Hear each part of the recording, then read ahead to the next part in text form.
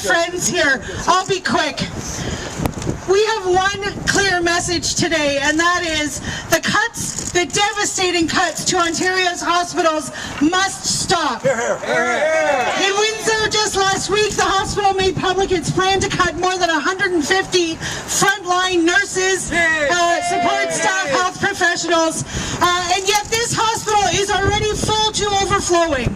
There are patients on stretchers in hallways virtually every day. Every bed in the hospital is full.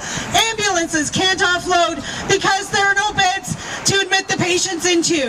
Surgeries get cancelled because there are no beds for patients to recover in. Patients are moved out of hospital far too sick and far too frail and end up back in the emergency department because they're not ready to go home. They're not healthy enough to be taken care of outside of the hospital, and because community services are not in place to take care of them.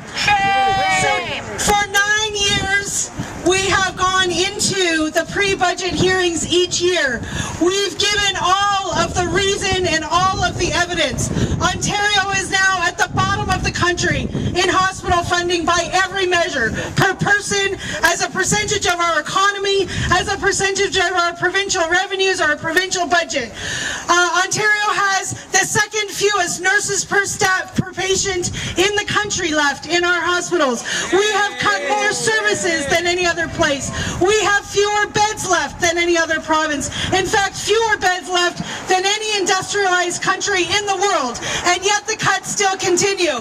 Well, this year we're done with plans for more cuts. We're going in, we have coalitions here from Leamington, from Chatham, from Sarnia-Lambton, Wallaceburg and Petrolia. We'll all be making submissions in the budget hearings, but we've moved to protests outside to say just one thing: stop the hospital cuts. Thank you. And without further ado, I want to introduce Shirley Roebuck. She's